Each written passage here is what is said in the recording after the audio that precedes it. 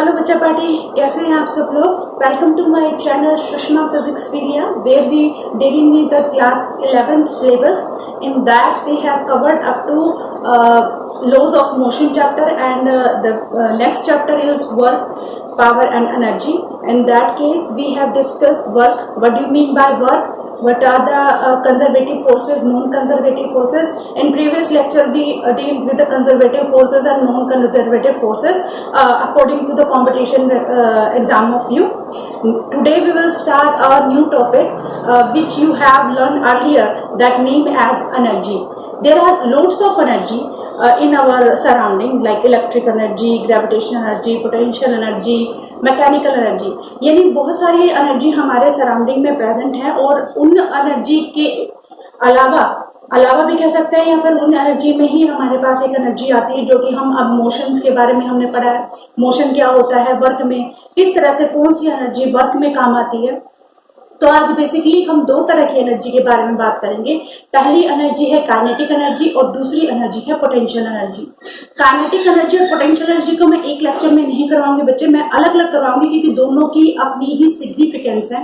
Work के concern में दोनों ही अलग अलग अपने वैल्यू को कैरी किए हुए हैं और उनके न्यूमेरिकल भी अलग अलग ही हैं।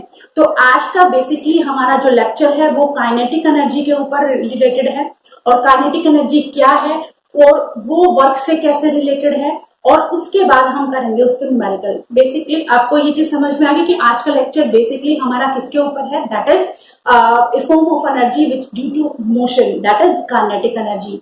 As you read in 9th class, जैसे आपने 9th क्लास में भी पढ़ा है, उसमें आपने बहुतों ने पढ़ा ही है, लर्न नहीं किया तो उसमें क्या है, पढ़ा ये है कि एक ऑब्जेक्ट अगर मोशन में है तो उस टाइम उसके पास जो एनर्जी होती है वो एनर्जी कौन सी कहलाती है, वो कहलाती है काइनेटिक एनर्जी। बहुत सारी बुक्स में, हेल्प बुक्स में आपको ये बताया गया होगा कि what do you mean by kinetic energy, कि kinetic energy is nothing but the energy possessed by any object due to its motion. तो यहाँ पर आप अगर फंडामेंटल वे से बात करें तो काइनेटिक एनर्जी यही होती है कि जो कोई मूविंग पार्टिकल अपने अंदर एनर्जी को रखता है जिसकी वजह से वो मूव कर रहा है, राइट, यानी एनर्जी है तभी तो वो काम कर रहा है। ठीक है, तो यहाँ पर आप उस लेमन तरीके से भी कह सकते हैं, कोई ऑब्जेक्ट अगर लगातार चले जा रहा है, चला जा रहा है, तो इसका मतलब उसके पास एनर्जी है।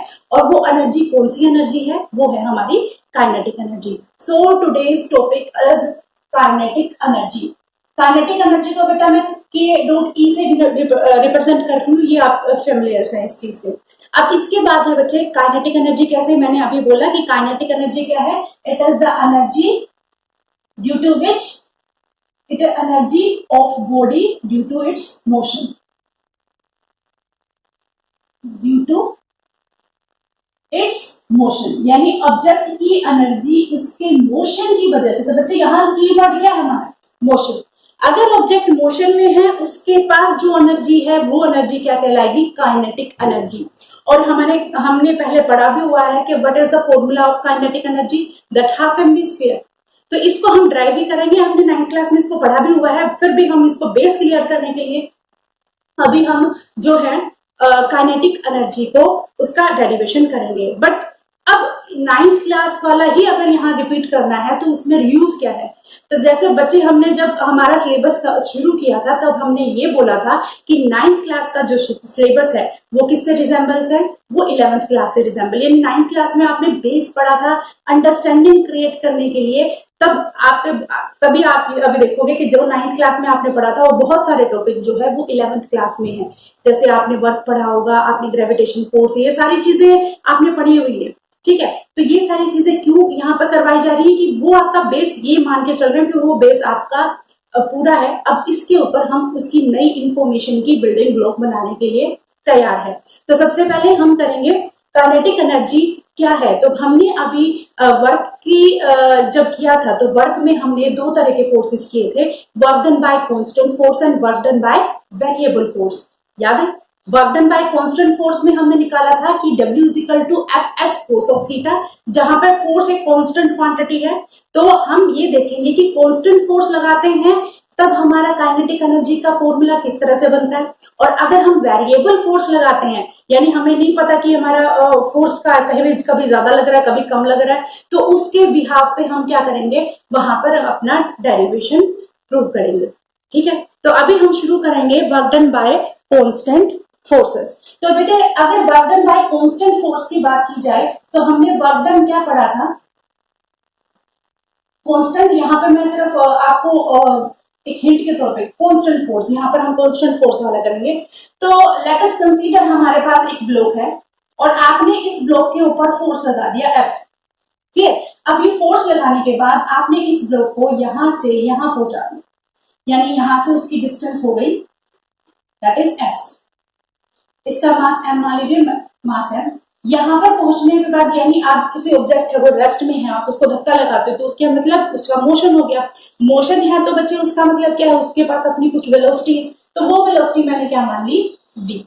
ठीक है, अब मुझे ये देखना है कि मैंने कितना काम किया, यानी मैं किसी ऑब्जेक्ट के ऊपर फोर्स लगाऊंगी तो वो क्या करेगा, कुछ ना, फोर्स लगाने के बाद डिस्प्लेसमेंट होगा, और अगर डिस्प्लेसमेंट हुआ है तो हमारा वर्क डन कितना होगा। तो वर्क डन निकालने के लिए तो सबसे पहले मुझे ये देखना पड़ेगा कि अगर मैंने ऑब्जेक्ट को यहाँ से यहाँ रखा है तो वहां पर हमारा एक्सेलरेशन कितना हुआ। तो एक्सेलरेशन के लिए हम क्या करेंगे, इक्वेशन ऑफ मोशन लगाएंगे। इक्वेशन ऑफ मोशन कौन सी लगाएंगे, v² minus u² is equal to 2as। अब अच्छा ये बताइए, जब ये ऑब्जेक्ट मोशन में नहीं, यानी जब ये ऑब्जेक्ट यहाँ पे था तो वो रेस्ट में था, मैंने ये कहा ना ये ब्लॉक है, हमने इसको डिस्प्लेस कर दिया s distance by applying the force F। अब यहाँ पर ये था तो रेस्ट में था, तो रेस्ट में इसकी इनिशियल वेलोसिटी क्या होगी, 0। ये चीज आपको पता ही है, इनिशियल वेलोसिटी उसकी क्या है, 0 है। अब इनिशियल वेलोसिटी 0 है तो इसके बाद हम क्या कर सकते हैं, यानी ये हमारे पास 0 हो गया, हमारे पास फॉर्मूला क्या होगा, ये हो गया 0 दैट इज 2as। और यहां से अगर मैं एक ही वैल्यू निकालू, क्योंकि हमने एक्सेलरेशन निकालना है, तो यहाँ पर एक ही वैल्यू निकालेंगे तो क्या v² बाय 2s। तो यानी एक ही वैल्यू हमारे पास आ गई v² बाय 2s। अब इसके बाद क्योंकि मैंने कहा था कि हमें वर्क डन दिखाना है, तो वर्क डन होता है फोर्स इनटू डिस्प्लेसमेंट। ठीक है, और फोर्स क्या होता है, मास इनटू एक्सेलरेशन, तो इसीलिए हमें एक्सेलरेशन की वैल्यू को निकालना था।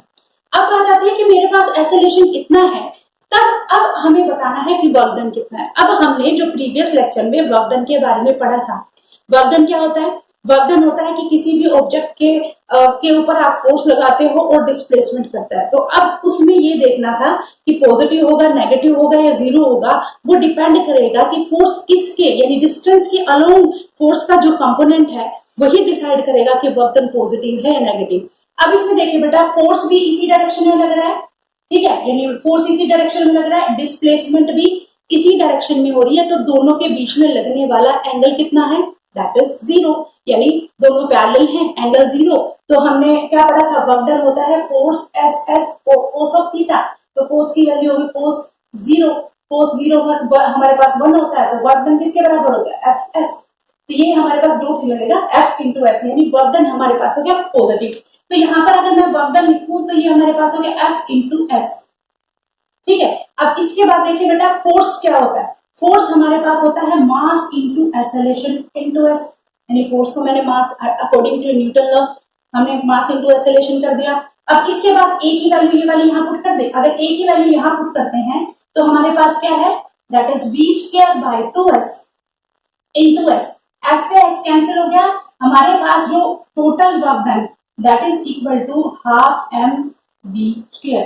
इसको ही हम काइनेटिक एनर्जी, यानी जो हमारा वर्क है वो एनर्जी है, वो किसके बराबर आ गई, काइनेटिक एनर्जी आ गई हमारे पास हाफ mv²। तो ये हमने किससे किया, हमने कांस्टेंट फोर्स लगाया ना, और कांस्टेंट फोर्स की हेल्प से हमने काइनेटिक एनर्जी का जो फॉर्मूला है वो फॉर्मूला निकाला half mv²। Late me check, आपको ये सब समझ में आ रहा है क्या। नेक्स्ट देखिए बेटा, अब हम करेंगे, जैसे मैंने कहा हमने वेरिएबल फोर्स के बारे में करना है, तो नेक्स्ट हम करेंगे वेरिएबल फोर्स। यानी अगर आपका वेरिएबल फोर्स लग रहा है किसी भी ऑब्जेक्ट पे। अब बेटा वेरिएबल फोर्स के बारे में एक बार फिर से बता देती हूँ कि अगर आपका ऑब्जेक्ट जो है, आपका फोर्स अलग अलग लग रहा है और ऑब्जेक्ट की डिस्प्लेसमेंट हो रही है। याद है हमने एक तरह का ग्राफ बनाया था कि यहाँ डिस्प्लेसमेंट है, ये आपका फोर्स है। तो मान लीजिए ये इस तरह से, ये कभी बढ़ रहा है कभी घट रहा है, यानी फोर्स कांस्टेंट नहीं है। उस केस में हमने क्या निकाला था कि हमारा जो वर्क डन है वो किस तरह से लगेगा। तो यहाँ पर अगर हमारा वर्क डन वेरिएबल है, सॉरी फोर्स वेरिएबल है, तो उस केस में हमने कहा था कि मान लीजिए हमारे पास अगर थोड़े से एरिया के लिए हम वर्क डन देखें, तो वो वर्क डन जैसे मान लीजिए मैंने इस एरिया का वर्क डन देखना है, तो ये dw से रिप्रेजेंट होगा, और dw हमारे पास क्या होगा, fds। हमें वर्क डन क्या पड़ा था, वर्क डन होता फोर्स इंटू डिस्टेंस, ठीक है, फोर्स इंटू डिस्टेंस, यहाँ वर्क डन स्मॉल है तो डिस्प्लेसमेंट स्मॉल है, तो वर्क डन भी क्या होगा, स्मॉल होगा। अब ये बताइए कि हमने क्या किया था, जब हमने टोटल वर्क डन निकालना था तो हम क्या करेंगे, यहाँ पर यानी छोटे छोटे हिस्से हैं उसको हम असेंबल करेंगे एक बड़े हिस्से के तौर पे, तो हमें क्या करना पड़ेगा, डिफरेंशिएशन या इंटीग्रेशन। हमने डिफरेंशिएशन और इंटीग्रेशन को बहुत अच्छे से किया हुआ है कि कब हम डिफरेंशिएट करेंगे और कब हम इंटीग्रेशन। तो एक बार फिर से आपको बता दूं कि अगर हमें बड़े हिस्से के छोटे छोटे हिस्से करने, इक्वल पार्ट करने, तब हम डिफरेंशिएट यानी डिफरेंट डिफरेंट करेंगे। अगर हमारे पास बहुत छोटे छोटे पार्ट है उसको इकट्ठा इंटीग्रेट यानी एक जैसा इकट्ठा करना है, तो उसको इंटीग्रेट यानी हम इकट्ठा करेंगे। तो यहाँ हमारे पास वर्क डन है, स्मॉल वर्क डन है। अगर मुझे टोटल फोर्स बताना है तो हम इसमें क्या बता सकते हैं, हमें वर्क डन करना है टोटल, तो हम इसको क्या करेंगे, इंटीग्रेट। इंटीग्रेशन का साइन ये होता है, और ये हमारे पास फोर्स हो गया। अब इसका साइन हमने ये बना दिया, ठीक है बेटा। अब नेक्स्ट क्या कर सकते हैं, हमें तो टोटल इसकी वैल्यू चाहिए। हमें क्या क्या पता है, फोर्स होता है मास इंटू एक्सेलरेशन। चलिए कर लेते हैं, फोर्स हमारा होता है मास इंटू एक्सेलरेशन ds, ठीक है। मैंने सिर्फ फोर्स की वैल्यू रखी है, मास इंटू एक्सेलरेशन। अब नेक्स्ट है ये बेटा, हमारे पास जो है मास कांस्टेंट है, एक्सेलरेशन को हम क्या लिख सकते हैं, एक्सेलरेशन को हम लिख सकते हैं मास, एक्सेलरेशन को dv अपॉन में dt लिख सकते हैं बच्चों, the rate of change of velocity with respect to time, ठीक है। अब इसके बाद एक्सेलरेशन ये हमारा हो गया, ये हो गया ds। अब देखिए बेटा, इसमें हमें एक रीअरेंजमेंट करनी है, क्या, ds अपॉन में dt, डिस्प्लेसमेंट अपॉन में टाइम क्या होता है, दैट इज वेलोसिटी। तो यहां से अगर मैं बात करूं तो ये हमारे पास अभी m, ये हो जाएगा dv और ये हो जाएगा v, इंटीग्रेशन। अब हमें इंटीग्रेट क्या करना है, ये हमारे पास टोटल वर्क डन आ जाएगा w। इंटीग्रेट क्या करना है, मान लीजिए इनिशियली उसकी वेलोसिटी थी 0, यानी यहाँ पर इसी केस में देखें अगर ऑब्जेक्ट रेस्ट में है, उसके बाद हम बात करें तो यहाँ पर हमारे पास क्या है 0, मैक्सिमम क्या है उसकी वेलोसिटी v हो गई, ठीक है। अब इसमें से अगर हम देखें तो हमारे पास मास बाहर आ जाएगा, इंटीग्रेशन v dv 0 से लेके v, ठीक है। अब इंटीग्रेशन करना है, इंटीग्रेशन का फॉर्मूला क्या था, तो मैं याद करवाने के लिए बता देती हूँ बेटा, इंटीग्रेशन का था x की पावर n dx। अगर आप इसको इंटीग्रेट करते हैं तो यहाँ पर फॉर्मूला बनता है x की power n plus 1 divided by n plus 1, यानी जो पावर है उसमें एक ऐड कर दीजिए और उसी से उसको डिवाइड कर दीजिए। तो यहाँ पर अगर हम बात करें तो ये हमारे पास क्या बनेगा, मैं यहाँ पर कर देती हूँ इसको, work done that is equal to mass that is v square by 2, यानी v का क्या बन जाएगा, इसकी पावर 1 है तो 1 plus 1 that is 2 divided by 2। ये लोअर लिमिट 0 है, अपर लिमिट इसकी क्या है बेटा v। अब इसके बाद क्या करते हैं हम, m, ये m था 2 बाहर निकाले तो इसको मैं इस तरह से लिख सकती हूँ 1/2, और upper limit minus lower, upper limit लिखेंगे v स्क्वायर माइनस 0, और ये हमारे पास वर्क डन क्या आ जाएगा, हाफ m v स्क्वायर। तो यही हमारे पास फॉर्मूला है काइनेटिक एनर्जी का, यही कांस्टेंट फोर्स से निकाला है और यही हमने क्या है वेरिएबल फोर्स से निकाला है, किसका फॉर्मूला, काइनेटिक एनर्जी का। तो बेसिकली आपको ये चीज ध्यान में रखनी है बच्चे कि जब आपके पास चाहे वो वेरिएबल फोर्स हो, चाहे वो आपका non variable sorry constant force है, तो उस केस में आपको किस तरह से इसको सोल्व करना है, वो अगर वेरिएबल में आ जाए तो आप उसको इंटीग्रेशन पे सोल्व करेंगे, अगर कांस्टेंट फोर्स है तो आपका सिंपल वे से, ये तो आपका सिर्फ आप कह सकते हो इसका डेरिवेशन है, ठीक है। मेन पर्पस होता है हमारा न्यूमेरिकल्स के ऊपर, ठीक है। तो न्यूमेरिकल हम करेंगे, एक बार आप इसको ध्यान से देखिए, ठीक है, और उसके बाद हम नेक्स्ट इसका इंपॉर्टेंट पार्ट करेंगे that is work kinetic energy या वर्क एनर्जी थ्योरम, जो कि कॉम्पिटिशन एग्जाम में आता है।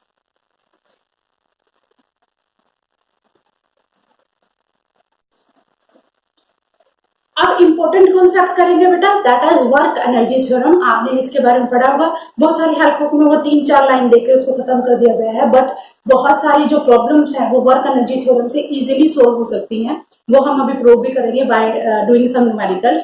तो यहाँ पर सबसे पहले हमें कॉन्सेप्ट समझना है, what do we mean by work energy theorem. तो यहाँ पर हमारे पास नेक्स्ट टॉपिक है work energy theorem.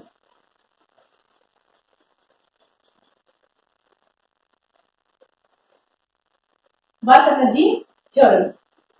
Work energy theorem में क्या बताया गया है बेटा, पहले इसके कॉन्सेप्ट को समझिए।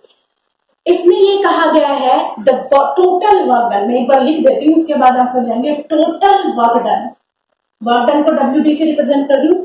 Total work done by all forces,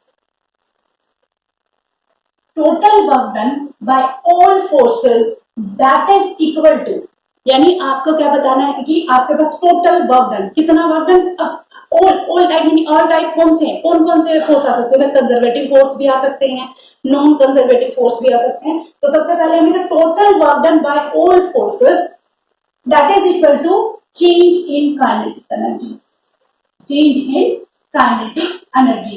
तो आप इसको डेल्टा के से भी रिप्रेजेंट कर सकते हैं, चेंज इन काइनेटिक एनर्जी, और डेल्टा के को हम लिख सकते हैं के फाइनल माइनस के इनिशियल, यानी फाइनली हमारी काइनेटिक एनर्जी क्या है ऑब्जेक्ट की, और इनिशियली हमारी ऑब्जेक्ट की काइनेटिक एनर्जी कितनी है। तो यहाँ पर हमें क्या बताया गया है कि अगर आपको ये बताना है कि किसी ऑब्जेक्ट के ऊपर जितना टोटल वर्क डन कितना हुआ है, इसके through all forces, all forces कौन से बेटा, यहाँ पर मैं बता भी देती हूँ, यहाँ पर कंजर्वेटिव फोर्स भी आएगा और नॉन कंजर्वेटिव फोर्स भी आएगा, दोनों तरह के फोर्सेस, और जितने भी फोर्सेस आपके पास है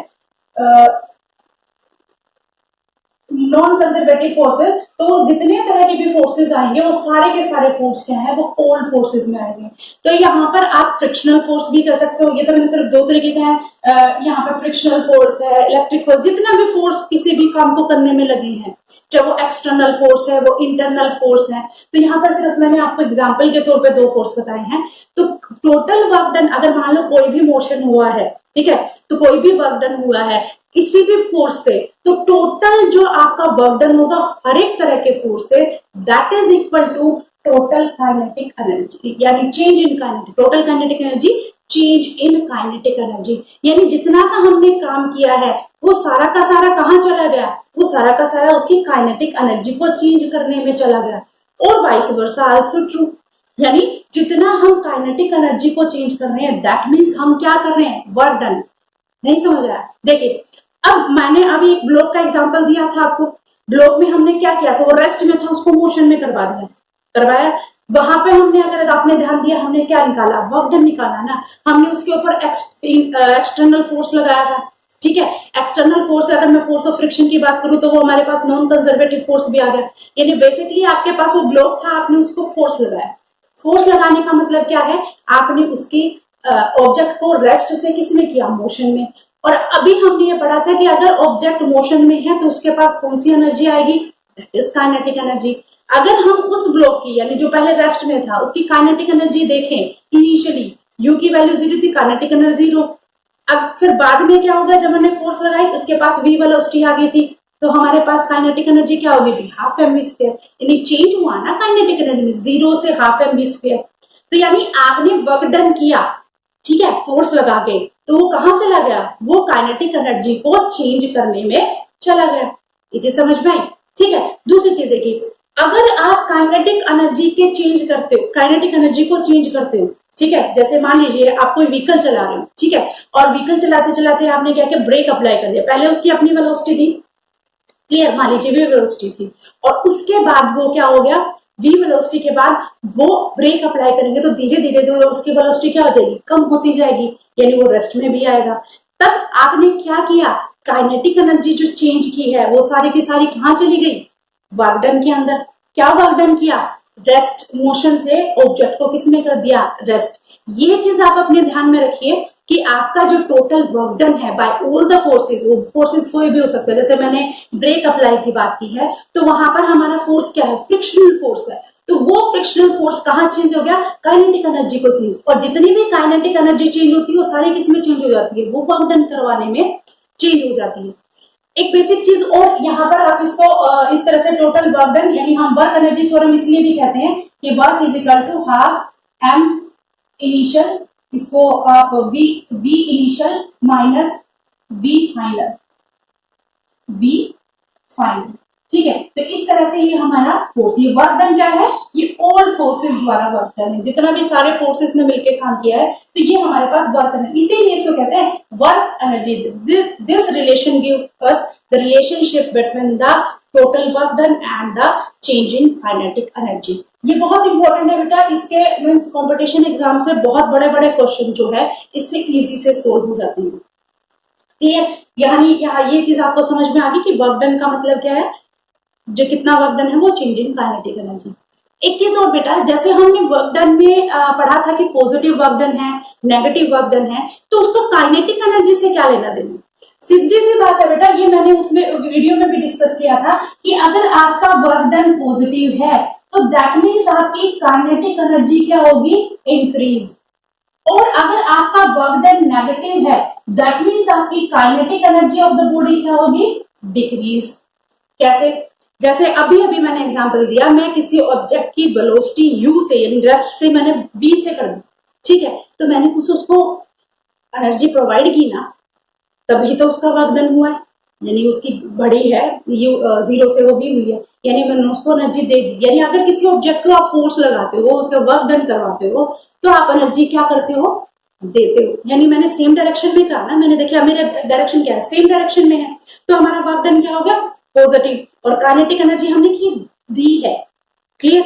दूसरा केस क्या है, वर्क डन नेगेटिव, यानी फोर्स लगा, वेलोसिटी हो रही है इस डायरेक्शन में, ठीक है, डिस्टेंस हो रही है इस डायरेक्शन में, बट फोर्स हम अपोजिट डायरेक्शन में लगा रहे हैं। जैसे applying brake on a vehicle, जब हम ब्रेक लगाते हैं तो ऑब्जेक्ट कहाँ जा रहा होता है, व्हीकल तो जाता है सामने की साइड, ठीक है, और ब्रेक क्या है, ब्रेक उसको यानी हम फ्रिक्शनल फोर्स अप्लाई तो वो लगता है पीछे की साइड।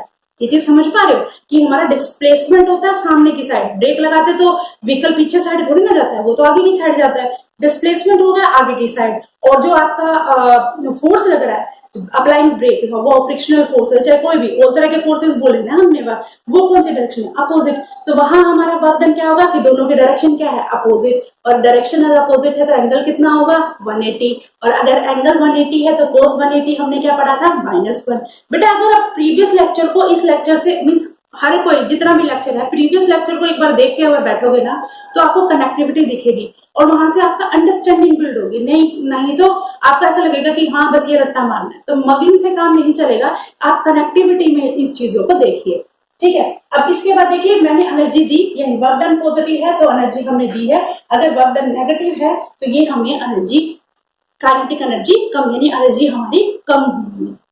ये चीज समझ में आ गई। एक कंपटीशन एग्जाम के बीच से आपको बता देते हैं कि क्या हमारी काइनेटिक एनर्जी और वर्क डन दोनों फ्रेम ऑफ रेफरेंस पे काम करते हैं।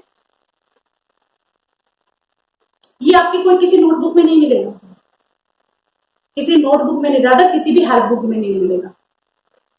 सोचिए, क्या हमारी वर्क डन और kinetic energy both are dependent on frame of reference. एक एग्जांपल देते हैं, फिर क्या पता आपको ये चीज समझ में आ जाए। मान लीजिए आपके पास एक व्हीकल है, ठीक है, इसमें एक बंदा बैठा है, ठीक है, इसको मान लीजिए हम ए मान लेते हैं, और ये एक बंदा और बैठा है इसके साइड में जिसको हम बी मान लेते, ठीक है। अब एक बंदा सी जो है वो इनको यहाँ पर खड़े होके ऑब्जर्व कर रहा है, ठीक है। अब ऑब्जर्व कर रहा है तो इसका मतलब देखिए, सी के विद रिस्पेक्ट बी की काइनेटिक एनर्जी क्या होगी, तो मैं काइनेटिक एनर्जी किसके, सी के विद रिस्पेक्ट बी, मैं सी बी, ठीक है, कितनी होनी चाहिए। अगर मान लीजिए व्हीकल बी वेलोसिटी से आगे जा रहा है, काइनेटिक एनर्जी क्या फॉर्मूला पड़ा है, हाफ एम वी स्क्वायर, तो यहाँ पे हमारे पास इसकी काइनेटिक एनर्जी क्या हो जाएगी, हाफ एम वी स्क्वायर। समझ में आएगी चीज, ठीक है। यानी सी देख रहा है कि बी जो है वो इस वेलोसिटी से जा रहा है और उसकी काइनेटिक एनर्जी इतनी होनी चाहिए, ठीक है जी। अब ये साइड में बैठा जो बी है वो, सॉरी ए है, वो बी को देख रहा है, बी ए के हिसाब से बी क्या है, ए के हिसाब से बी क्या है, रेस्ट में ना, और रेस्ट में है तो इसका मतलब क्या हो गया हमारे पास, इसका मतलब ये हो गया ये रेस्ट में है, तो kinetic energy of A with respect to B, B with respect to A, तो इसमें हमारे पास क्या आ जाएगा, 0। या तो ये गलत है या फिर ये गलत है, बट अगर हम दिमाग से सोचे तो दोनों कंसेप्ट तो सेम ही है, मीन सही है, इसमें गलत क्या है?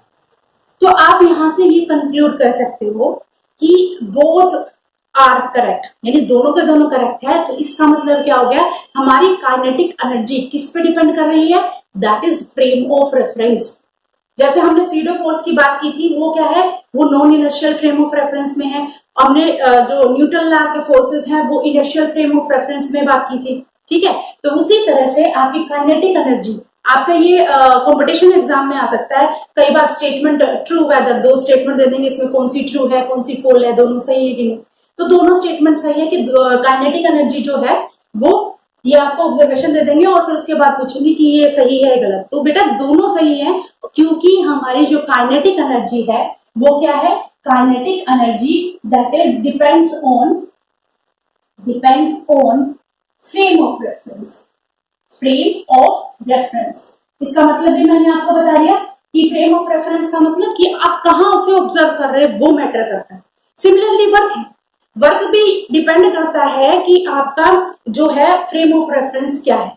जैसे मैंने पुली का एग्जांपल बताया था, पुली का एग्जांपल में हमने क्या कहा था, अगर ग्रेविटेशनल फोर्स के हिसाब से देखा जाए, पुली अपने सर पे से जो है ऑब्जेक्ट रखता है, यानी जो भी लगेज रखता है, ठीक है, और वो सीधा जा रहा है। फोर्स, ग्रेविटेशन फोर्स कौन लग रहा है बच्चे, नीचे की side, W equal to mg ना, ग्रेविटेशन फोर्स तो नीचे की लगा, और वो कहा मोशन कर रहा है, वो साइड सीधा। तो एंगल कितना बन गया, सीधा दिख रहा है 90 डिग्री। वर्क डन क्या हो गया, zero. The work done bye gravitation force that is zero, वो हमने बात भी की थी। ऐसा आप कभी नहीं कह सकते उसने कोई भी काम नहीं किया, उसने फ्रिक्शनल फोर्स से भी काम किया, but due to gravitation force the work done is zero. अब मान लीजिए वो क्या कर रहा है, ये तो हमने हॉरिजॉन्टल एक्सिस पे कर लिया। मान लीजिए वो पुलिस स्टेयर्स भी चढ़ रहा है, मान लो प्लेटफॉर्म पे जाता है तो वो स्टेयर्स चढ़ता है ना, तो स्टेयर्स चढ़ रहा है तो यानी उसने कुछ ना कुछ वर्टिकल डिस्टेंस भी कवर की है। वर्टिकल डिस्टेंस कवर की है तो क्या ग्रेविटेशन कांस्टेंट में उसकी वैल्यू जीरो होगी? नहीं, उसमें उसका कुछ ना कुछ एंगल तो चेंज हो गई इंक्लाइन प्लेन के ऊपर। समझ में है ये चीज? तो आप वहां पर आप कह सकते हो कि वर्क डन भी फ्रेम ऑफ रेफरेंस पे काम कर रहा है, कि वहां पर काइनेटिक एनर्जी और work done both are dependent on frame of reference. ये आपके कंपटीशन एग्जाम ऑफ व्यू से क्वेश्चन आ सकता है, इसीलिए मैंने आपको डिस्कस किया। अदरवाइज अगर आप स्कूल बोर्ड के हिसाब से कर रहे हैं तो वहां पर से आपको इसकी एलिमेंट्री नॉलेज ही समझ में आनी चाहिए। तो हम बेसिक हम साथ के साथ यहाँ पर क्लियर कर रहे हैं कुछ कुछ जो हमारे सब्जेक्ट है जो कॉम्पिटिशन एग्जाम से। तो बच्चे ये चीज आपको यहाँ तक समझ में आई कि हमने कहा कि all the force, total work done by all the forces that is equal to change in kinetic energy. और काइनेटिक एनर्जी चेंज होने का मतलब क्या है, kinetic final minus kinetic initial, यानी फाइनल कितनी है इनिशियल। इसको अगर हम इक्वेशन की फॉर्म में करें तो ये इस तरह से होगा, और वर्क डन अगर पॉजिटिव होगा तो काइनेटिक एनर्जी इंक्रीज होगी, वर्क डन अगर नेगेटिव होगा काइनेटिक एनर्जी डिक्रीज होगी। ये मैंने आपको एग्जांपल के थ्रू बता दिया है। दूसरी चीज आपकी काइनेटिक एनर्जी, और यहाँ पे मैं वर्क डन और लिख देती हूँ, both are depends on frame of reference. With example मैंने ये आपको बताने की कोशिश की। अब इसके बाद एक इंपॉर्टेंट कॉन्सेप्ट आता है, what is the relation between kinetic energy and momentum. Momentum पढ़ा है ना हमने पिछले चैप्टर में, मोमेंटम के बारे में पढ़ा है और काइनेटिक एनर्जी के बारे में पढ़ा है। तो अगर हम यहाँ पर बताएं what is the relation between kinetic energy and momentum, तो बच्चे देखिए काइनेटिक एनर्जी क्या है, काइनेटिक एनर्जी होती है हाफ mv²। मोमेंटम क्या होता है, मोमेंटम होता है mv। बेटा इसके ऊपर से 2 नंबर के क्वेश्चन आते हैं, अगर आपका स्कूल बोर्ड का तो स्कूल में एग्जाम होता है यानी एनुअल में, तो यहाँ पर 2 नंबर का एक क्वेश्चन जो है वो पक्का आता है, 1 या 2 नंबर। अगर एमसीक्यू में आएगा तो 1 नंबर का आएगा, ठीक है। तो यहाँ पर हम क्या, काइनेटिक एनर्जी हमारे पास है हाफ mv², मोमेंटम हमारे पास है mt। What is the relation between these two, देखिए काइनेटिक एनर्जी को 1/2 mv² है ना, मैं इसको m से मल्टीप्लाई कर देती हूँ, m से डिवाइड, कोई फर्क पड़ेगा? कोई फर्क नहीं पड़ेगा। अब देखिए ऊपर क्या बना, 1/ये 2m हो गया, ऊपर बनेगा बच्चा हमारे पास m² v² बन गया, ठीक है। अब इसके बाद देखिए ये हमारे पास mb क्या होता है p, तो ये क्या बन जाएगा p²/2m। ये हो गया हमारे पास काइनेटिक एनर्जी। तो ये हमारे पास देखिए relation between momentum and kinetic energy, यानी kinetic energy is equal to p²/2m। ये चीजें समझ में आई, डायरेक्टली प्रोपोर्शनल है, काइनेटिक एनर्जी इनवर्सली प्रोपोर्शनल है मास के। तो यहाँ से एक चीज समझ में आ रही है कि अगर मास कम होगा तो काइनेटिक एनर्जी क्या होगी, ज्यादा। हल्की चीज ज्यादा आ जाएगी, भारी चीज कम आएगी। ये चीजें हम अभी क्वेश्चन की फॉर्म में करेंगे और इस रिलेशन के थ्रू हम ये करने की कोशिश करेंगे कि मान लीजिए काइनेटिक एनर्जी मैंने 100% बढ़ा दी तो मोमेंटम में क्या चेंज आएगा, या मोमेंटम को मैं 100% बढ़ा रही हूँ तो काइनेटिक एनर्जी में क्या चेंज आएगा। तो इस तरह से क्वेश्चन जो है आपके एग्जाम के अंदर आ सकते हैं। तो सबसे अगर आपको ये चीज समझ में आ गई तो अब हम न्यूमेरिकल करें। Let me check. अब हम न्यूमेरिकल करेंगे। जैसे कि हमने अभी रिलेशन लिखा था काइनेटिक एनर्जी मोमेंटम में क्या रिलेशन है। काइनेटिक एनर्जी मोमेंटम में था बेटा kinetic energy equal to p²/2m, और यहाँ से मैं p की वैल्यू निकालूं तो ये हमारे पास 2m के। ये चीज आपको याद रखनी है, ठीक है। अब हम क्वेश्चन लिखते हैं। मान लीजिए किसी भी ऑब्जेक्ट की काइनेटिक एनर्जी है दैट विल बी चेंज या इंक्रीज हो गई है 300%, ठीक है। तो आप ये बताइए कि उसके मोमेंटम में कितना चेंज होगा।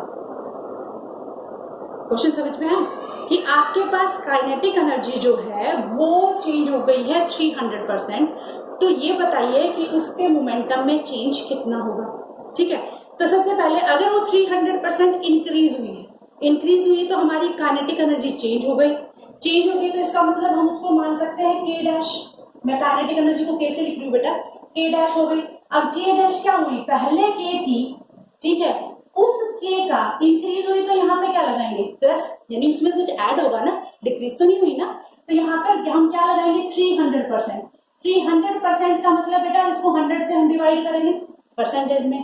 किसका 300, काइनेटिक एनर्जी का 300। ये कॉन्सेप्ट समझ में आया कि अगर हमारी 300% इंक्रीज हुई है तो इसका मतलब हमारी एनर्जी जो है वो बढ़ी है। एनर्जी बढ़ी है कितने, किसके परसेंट, के। तो देखो के के अंदर ही तो ऐड होगी, यानी काइनेटिक एनर्जी के अंदर ऐड होगी।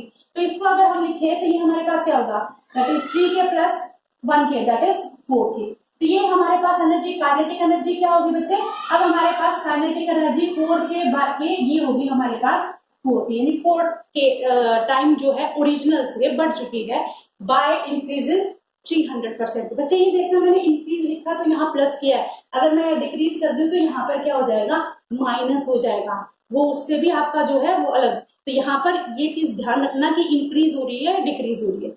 अब बात करते हैं कि हमें मोमेंटम बताना है ना, what is the relation between momentum and kinetic energy. ये हमारे पास ये है ना, क्योंकि मुझे मोमेंटम निकालना है इसलिए मैं मोमेंटम वाला एक्सप्रेशन लिख रही हूँ। अगर मुझे काइनेटिक एनर्जी वाला है तो अभी करके दिखाऊंगी, उससे आपको पता चल जाएगा किस तरह से आप काइनेटिक एनर्जी कर सकते हैं। अब बच्चे देखिए मोमेंटम p, जब काइनेटिक एनर्जी k था मोमेंटम p है, ठीक है। अब काइनेटिक एनर्जी हमारा जो है p डैश, यानी काइनेटिक एनर्जी चेंज हो गई, काइनेटिक एनर्जी क्या हो गई, k डैश बन गई आफ्टर इंक्रीजिंग 300%। तो k डैश बन गई तो ये क्या मिलेगा p डैश। k डैश की वैल्यू पुट कर दीजिए, k डैश की वैल्यू पुट करेंगे 2m, k डैश की है इंटू 4k, ठीक है, 2mk इंटू 4 लिख सकते हैं बच्चे इसको ऐसे। रूट 2mk किसके बराबर है, दैट इज p। तो यहाँ पर p डैश है ना ये, तो ये हम क्या लिख सकते हैं, रूट mk, इसको लिख सकते हैं p, और अंडर रूट 4 को क्या लिख सकते हैं, अंडर रूट 4 को लिख सकते हैं 2। तो ये हमारे पास किस तरह से आ जाएगा, ये हमारे पास आएगा 2p। ये चीज समझ में आई, ठीक है। तो ये हमारे पास क्या हो गया 2p, यानी हमारे पास ये गया p dash is equal to 2p। Increase करने के बाद हमने उसमें काइनेटिक एनर्जी की वैल्यू पुट कर दी और उसको सोल्व कर दिया।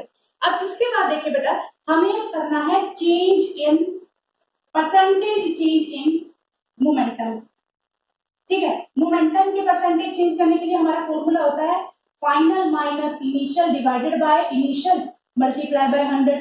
ये हमारे पास फॉर्मूला होता है किसी भी परसेंटेज चेंज करने के लिए। तो अगर मैं यहाँ से p डैश बाय p की वैल्यू निकालूं तो हमारे पास क्या बनेगी, देखिए इसको अगर हम सोल्व करते हैं तो ये बनेगा p dash by p minus of, यानी इसको इससे डिवाइड कर दिया, इसको इससे -1 multiply by 100। p dash by p यहाँ से निकाल सकते हैं, p dash by p that is equal to 2, ठीक है। p डैश बाय p 2 के बराबर है -1 इंटू 100, किसके बराबर आ गया, 2 - 1 यानी 100% हो गया। यानी ये हमारे पास टोटल जो है परसेंटेज इंक्रीज आई है। अगर काइनेटिक एनर्जी 300% बढ़ी, 300% बढ़ी, तो पोटेंशियल मोमेंटम जो है वो कैसे इंक्रीज होगा, वो 100% इंक्रीज होगा। समझ में आई ये चीज? जब आप इसको बार बार डिफरेंट न्यूमेरिकल वैल्यू से करोगे तो बहुत इजी है बच्चे। ठीक है, तो यहाँ पर आपको ये चीज समझ में आनी चाहिए कि किस तरह से आप इसको कर रहे हैं। क्लियर? अब मान लीजिए मैं कहूं कि मोमेंटम अगर मेरा 100% इंक्रीज हो रहा है तो काइनेटिक एनर्जी बताइए, फटाफट करें। ठीक है, मोमेंटम सारे स्टेप्स वही करेंगे। तो यहाँ पर अगर हम बात करें मोमेंटम अगर चेंज करें तो पी की वैल्यू क्या होगी, P plus 100 divided by 100 P, यानी हाँ परसेंटेज का करेंगे तो ये हमारे पास ये है 100, ये हो जाएगा 2p के बराबर। ठीक है, इसके बाद यानी p डैश हो गया ना हमारे पास 100%। फिर वही स्टेप्स हैं। अब हमें रिलेशन कौन सा है, काइनेटिक एनर्जी। काइनेटिक एनर्जी है p स्क्वायर बाय 2m। ठीक है, जो k ही तो p है। अगर p डैश होगी तो ये बन जाएगा k dash p dash square divided by 2m। ठीक है, तो ये हमारे पास p डैश की वैल्यू कितनी थी, यहाँ पर हमारे पास p डैश की वैल्यू थी 2p के बराबर। तो यहाँ पर देखिए अगर मैं 2p की वैल्यू पुट करूं यानी p डैश की 2p square divided by 2m, तो ये क्या बनेगा 4p square divided by 2m। ठीक है, करने की जल्दी मत करना बेटा, p स्क्वायर बाय 2 किसके बराबर होता है, काइनेटिक एनर्जी। तो ये हमारे पास क्या आ गया, काइनेटिक एनर्जी, यहाँ पर लिख देते हैं kinetic energy is equal to 4k। हो गया, चीजें समझ में आ गई। अब इसके बाद मुझे इसका चेंज करना है तो क्या करना पड़ेगा, यहाँ से मैं लिखूं k dash by k is equal to 4। Change दिखाना है, चेंज परसेंटेज चेंज दिखाना है तो क्या होगा, वैसे ये फॉर्मूला लगेगा k dash by k divided by k multiply by 100। ठीक है, तो इसको इससे डिवाइड करेंगे तो ये हमारे पास होगा k dash divided by k minus of 1 into 100। और k डैश बाय k क्या है हमारे पास 4 माइनस 1 इंटू 100।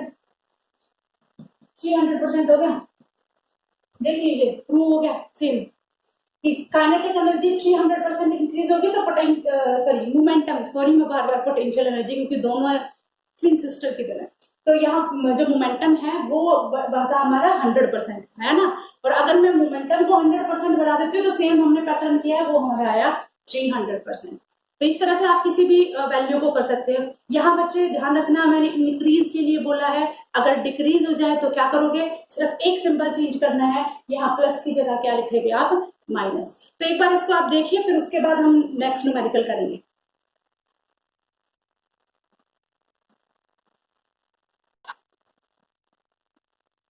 अब हमारे पास जैसे हमने वर्क एनर्जी थ्योरम का किया था उसके कुछ न्यूमेरिकल्स है, उसको ट्राई करने की कोशिश करेंगे और जितने भी आपके पास हेल्प होगी उस पर ट्राई करने की कोशिश कीजिए। सबसे पहले क्वेश्चन दे रखा है बच्चे, a body mass 2 kg is acted upon bye a force. एक बॉडी है जिसके ऊपर आपने कुछ फोर्स लगा रखा है, सच दैट जो उसका वेलोसिटी, उस पर इस तरह से फोर्स लगा क्योंकि उसका वेलोसिटी टाइम ग्राफ जो है वो इस तरह से आया। देखिए वेलोसिटी टाइम ग्राफ है, यहाँ पर ये 2 सेकंड दे रखा है, ये 10 दे रखा है, और यहाँ पर इस तरह से आपको वेलोसिटी टाइम ग्राफ दे रखा है और आपको ये बताना है वर्क डन। अब देखिए बच्चे, अगर आपको ये बोला जाए कि वर्क एनर्जी थ्योरम या फिर आप काइनेटिक एनर्जी की करो तो हाफ एम बी स्क्वायर, तो ना तो इसमें एम की वैल्यू दे रखी, हाँ एम की वैल्यू दे रखी है, मगर मुझे यहाँ बी की वैल्यू नहीं। तो अगर इस तरह के क्वेश्चन है यहाँ पर हम क्या कर सकते हैं, हम वर्क एनर्जी थ्योरम से इसको प्रूव कर सकते हैं। तो सबसे पहले अगर हम देखें यहाँ पर देखिए, जब यहाँ ये वेलोसिटी का एक्सिस है ना, जब हमारे पास यहाँ पर वेलोसिटी क्या है, जीरो, वेलोसिटी इनिशियल होगी ना, इनिशियल वेलोसिटी अगर देखी जाए तो यहाँ पर कितनी है, जीरो के ऊपर इनिशियल वेलोसिटी। यानी दो तरह की वेलोसिटी होती है बेटा, एक यू यानी इनिशियल वेलोसिटी यू हमारे पास कितनी है, दैट इज 10। ठीक है, जीरो के ऊपर 10 मीटर क्या होती है, मीटर पर सेकंड। ठीक है, अब इसके बाद दूसरी फाइनल वेलोसिटी क्या है, वी कितनी है बेटे यहाँ पे, जीरो। ये चीज समझ में आई। देखिए ग्राफ से हमने क्या निकाला कि इनिशियल वेलोसिटी हमारे पास 10 थी, ठीक है, और फाइनल वेलोसिटी हमारे पास क्या है, क्योंकि ये जीरो। और ये किस तरह, इसको देख के आपको क्या समझ में आ रहा है कि जैसे जैसे टाइम बढ़ रहा है वेलोसिटी कम हो रही है, तो ये सॉर्ट ऑफ ब्रेकअप लाइक, यानी इसको रिटार्डेशन की टर्म में भी कह सकते हो। ठीक है, दो तरह के एक्सेलरेशन होता है ना, पॉजिटिव और नेगेटिव, तो ये नेगेटिव एक्सेलरेशन का, देखिए क्वेश्चन यहीं से भी बेसिक नॉलेज के हिसाब से हमारा यहाँ पर कवर हो गया। अब इसके बाद देखिए हमने वर्क डन कैसे कहा था, वर्क डन किसके बराबर होता है, वर्क डन बच्चे हमारे पास होता है change in kinetic energy. Change in kinetic energy को मैं डेल्टा के से डिफाइन कर दूं, और या फिर वर्क डन को लिख सकते हैं F इंटू एस, ठीक है। और चेंज इन काइनेटिक एनर्जी यहाँ पे सीधे वर्क डन है, पर F इंटू एस करने की जरूरत नहीं है। वर्क डन हमारे पास है change in kinetic half M V final square minus half M V initial का स्क्वायर, ये चेंज इन काइनेटिक एनर्जी है। तो बच्चे यहाँ पर हमारे पास हाफ एम वी फाइनल क्या है, मैं यहाँ पर इसकी टर्म में लिखूं तो v का स्क्वायर हो गया माइनस हाफ एम इनिशियल कितनी है u का स्क्वायर हो गया। बस इसकी वैल्यू पुट कर दीजिए 1/2 m, v की वैल्यू 0 स्क्वायर 1/2 m, u की वैल्यू कितनी है 10 का स्क्वायर, ठीक है। तो ये हमारे पास कितनी वैल्यू आएगी, ये तो हो गया 0, ठीक है। और ये हमारे पास सॉरी m की वैल्यू भी तो पुट करनी थी, m की वैल्यू हमारे पास है 2, यहाँ पर भी m की वैल्यू पुट कर देते हैं 2, तो 2 से 2 कैंसिल हो गया, तो ये वर्क डन हमारे पास आ गया -100 जूल, आया ना। माइनस क्या शो कर रहे हैं कि हमारा वर्क डन नेगेटिव है, और नेगेटिव वर्क डन कब होता है जिस डायरेक्शन में आपका डिस्प्लेसमेंट हो रहा हो उससे अपोजिट डायरेक्शन में आप फोर्स लगा पाओ। अप्लाइंग ब्रेक, जैसे मैंने इस ग्राफ को देखते ही बता दिया था। तो बेटा ये बेसिक अंडरस्टैंडिंग, यानी वो ये एक कॉन्सेप्ट को दूसरे कॉन्सेप्ट से आप किस तरह से रिलेट करते हैं। तो अगर क्वेश्चन इस तरह से है तो आधा दिमाग तो ये होता है कि किस चीज का क्वेश्चन है, यहाँ पर मैं काइनेटिक एनर्जी वर्क डन निकालूं तो फोर्स इनटू डिस्प्लेसमेंट, सिर्फ वो ही नहीं होता जहां पर फोर्स इनटू डिस्प्लेसमेंट, तो वहां पर आपको ये बताना है कि कौन सा फॉर्मूला लगना है जिसके हिसाब से आपका ये क्वेश्चन जो है अच्छे से सोल्व हो जाए। समझ में आया, हमने वर्क वेलोसिटी टाइम ग्राफ से इसको सोल्व करने की कोशिश की। चलिए नेक्स्ट क्वेश्चन पे मूव ऑन करते हैं। नेक्स्ट क्वेश्चन पढ़िए। नेक्स्ट क्वेश्चन में लिख रखा है बेटा, A body of mass 1 kg is acted by some forces। यहाँ पे हमें फोर्सेस के बारे में नहीं पता और फिर भी हमसे वर्क डन पूछेंगे। देखिए such that its displacement, मैंने डिस्प्लेसमेंट को DISP से लिखा है, डिस्प्लेसमेंट इस तरह से है S is equal to 2t square minus 2t plus 10, find work done t is equal to 0 to 2 second. Question समझ में आया कि आपको ये बताना है एक ऑब्जेक्ट है जिसका मास m है, 1 kg है, उसके पास कोई भी फोर्स लगा रखा है, ठीक है, सम फोर्सेस लगा रखे हैं, और उसमें आपको ये बता रखा है कि डिस्प्लेसमेंट क्या रहेगी उसकी, सॉरी वर्क डन क्या रहेगा अगर हमारे डिस्प्लेसमेंट भी जो है वो इस तरह से रखी। अब देखिए इसमें डिस्प्लेसमेंट क्या है, वेरी कर सकते हैं ना टाइम के अकॉर्डिंग, टी की वैल्यू वेरी करेगी तो सारी चीजें वेरी करेगी, ठीक। तो आप इसको कैसे सोल्व करेंगे, तो यहाँ पर इसको सोल्व करना है तो वर्क एनर्जी पहले तो हम ये बात करेंगे कि डिस्प्लेसमेंट दे रखी है तो वर्क डन निकालेंगे, वर्क डन निकालेंगे तो फोर्स इनटू डिस्प्लेसमेंट से भैया वो तो होना नहीं है, ठीक है। तो अब हम क्या करेंगे, हम वर्क एनर्जी थ्योरम यूज करेंगे। वर्क एनर्जी थ्योरम के लिए तो सबसे पहले हमारे पास फॉर्मूला क्या है, देखो ये वर्क एनर्जी थ्योरम है, यहीं से वर्क एनर्जी थ्योरम का ही फॉर्मूला है। तो मुझे यू इनिशियल और यू फाइनल चाहिए, यानी वी इनिशियल और वी फाइनल चाहिए। तो उसके लिए हमें क्या करना पड़ेगा, हमारे पास डिस्प्लेसमेंट है, क्या हम वेलोसिटी निकाल सकते हैं बाय डिफरेंशिएशन, निकाल सकते हैं ना। तो हमें पता है कि हमारी जो वेलोसिटी है वो क्या होती है, ds अपॉन में dt, यही होती है ना। यानी इसको डिफरेंशिएट करो, इसको डिफरेंशिएट करेंगे तो ये 2 आ जाएगा आगे, ये हो जाएगा 4t और ये हो जाएगा 2, ठीक है। तो ये हमारे पास 2 ये 2 या डिफरेंशिएशन का फॉर्मूला फिर आपको लिखवा देती हूँ बेटा कि ये हमारे पास d बाई dx होता है, यानी किसके विद रिस्पेक्ट आप कर रहे हो, इसके विद रिस्पेक्ट आपको करना होता है। तो ये हमारे पास होता है x की पावर n-1। ये मेरा प्रीवियस जो लेक्चर है, प्रीवियस नहीं कह सकते कि जो सबसे पहला लेक्चर था ना हमारे काइनेमेटिक्स का, उसमें हमने डिफरेंशिएशन और इंटीग्रेशन फर्स्ट या सेकंड लेक्चर में हमने डिस्कस किया हुआ है, तो आप उसको एक बार ध्यान से देख लीजिए, ठीक है। यानी जो पावर उसको आगे कर लीजिए और उसमें से पावर में से एक माइनस कर दीजिए, तो 2 पावर है 2 से मल्टीप्लाई कर दो 4 और 2 में से 1 माइनस करेंगे तो 1। यहाँ पर इसकी पावर क्या है 1 में से 1 माइनस किया तो क्या बनेगा 1 और t की power 0 that is equal to 1। तो ये हमारे पास क्या होगा 4t माइनस 2। तो बच्चे हमारे पास वेलोसिटी की वैल्यू आ गई 4t माइनस ऑफ 2। अब हमारे पास 2 टाइम दे रखे हैं, 0 वो तो इनिशियल होगा और 2 सेकेंड वो फाइनल होगा, जैसे 0 फाइनल का मैंने यहाँ किया था ना। तो v इनिशियल की बात करते हैं, v इनिशियल का मतलब t इज इक्वल टू 0, ये चीज समझ में आई बेटा। v इनिशियल कहाँ, जब शुरुआत हुई थी। v इनिशियल निकालने के लिए t इज इक्वल टू 0, जैसे मैंने t is equal to 0 put किया तो बच्चे ये क्या हो जाएगा, sorry t is equal to 0 put करते थे -2 बन जाएगा ना, तो ये तो हो गया 0, ठीक है। दूसरा t is equal to 2 second, इसको क्या लिख सकते हैं, v फाइनल। v फाइनल लिखने के लिए मुझे 4 2 लिखना है, -2 यानी 8 - 2 दैट इज 6। v फाइनल हो गया मेरे पास 6, v इनिशियल हो गया मेरे पास -2। तो वर्क एनर्जी थ्योरम लगा लें, तो वर्क एनर्जी थ्योरम निकालेंगे तो वर्क डन होता है 1/2 mv फाइनल का स्क्वायर 1/2 v इनिशियल का स्क्वायर। तो यहाँ 1/2 मास कितना था 1, v फाइनल कितना बचे हमारे पास 6 का स्क्वायर -1/2 मास है 1, v इनिशियल है हमारे पास -2 का स्क्वायर।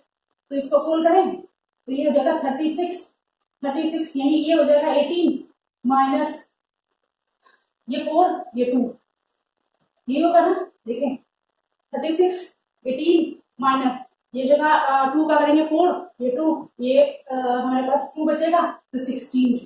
तो ये हमारे पास वर्क डन आ गया बेटा 16 जूल। तो इसकी हेल्प से किया हमने, वर्क एनर्जी थ्योरम की हेल्प से किया, ठीक है। तो इस तरह से आप क्वेश्चन को क्या कर सकते हैं, सोल्व कर सकते हैं। जरूरी नहीं है बेटा आपके पास कुछ इक्वेशन अपने तरीके से भी आए, कुछ अलग तरीके से भी आ सकता है।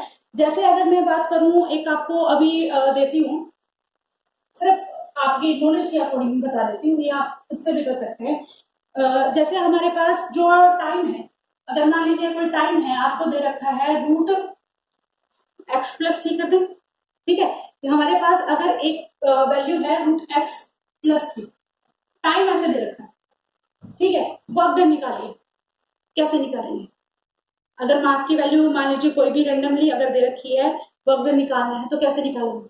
तो सबसे पहले अगर मैं एक्स, जैसे मैंने डिस्प्लेसमेंट है तो मैं इसके साथ वही वाला पैटर्न कर सकती हूँ ना। तो यहाँ पर देखिए बेटा t - 3 is equal to √x, ठीक है। स्क्वायरिंग बोथ साइड, स्क्वायर करोगे t - 3 का square is equal to √x का स्क्वायर, ये अंडर x कट गया तो ये हमारे पास क्या बनेगा a माइनस b का square, a square plus b square minus 2ab that is 6t is equal to x, और x की वैल्यू क्या हो जाएगी t square minus 6t plus 9। देखिए बेटा ये डिस्प्लेसमेंट ये तो है सेम उसी तरीके से तो है। अगर वेलोसिटी निकालेंगे, कोई टाइम वैल्यू दे रखी होगी तो आप इसे सोल्व कर सकते हैं। जैसे अगर वेलोसिटी निकालो तो ये बनेगी 2t माइनस 6। बाकी आपको जो ये मैंने सिर्फ जनरल इक्वेशन से दे रखा है, अगर आपको इस तरह से नहीं दे रखा है, इस तरह से दे रखा है तो भी आप इसको सोल्व कर सकते हैं। तो ये कुछ तरीके हैं जिससे आप क्या कर सकते हो, न्यूमेरिकल को सोल्व कर सकते हो काइनेटिक एनर्जी। साइनिंग ऑफ करने से पहले बेटा एक चीज और बता देती हूँ, शॉर्ट ट्रिक। अगर आप मोमेंटम को n टाइम इंक्रीज करते हैं तो kinetic energy n square time increase होगी। एक शॉर्ट ट्रिक है, n टाइम अगर काइनेटिक एनर्जी है तो n स्क्वायर टाइम आपकी क्या हो जाएगी, काइनेटिक जो मोमेंटम को चेंज करते हैं तो काइनेटिक एनर्जी चेंज होगी। उसी तरह से स्टॉपिंग आपकी डिस्टेंस होती है, वो भी हम डिस्कस करेंगे कि आप मान लीजिए कोई व्हीकल चल रहा है और बीच में व्हीकल चलाते टाइम सड़क पे कोई बच्चा आ गया तो वो स्टॉप जब ब्रेक लगाता है तो कितनी डिस्टेंस पे, शायद ये हमने पहले बात की हुई, तो उसको कहते हैं स्टॉपिंग डिस्टेंस। तो वो भी हमारी काइनेटिक एनर्जी पे कैसे डिपेंड करती है। तो आज हमने काइनेटिक एनर्जी के बारे में बहुत कुछ पढ़ लिया, ठीक है, मगर बहुत कुछ ये अनफ तो नहीं है। आप न्यूमेरिकल जितने हैं उसको ट्राई करके करने की कोशिश करना, जो आपको नहीं आते तो आप वो पूछ सकते हैं, मोस्ट वेलकम। तो आज के लिए इतना ही काफी है, थैंक यू।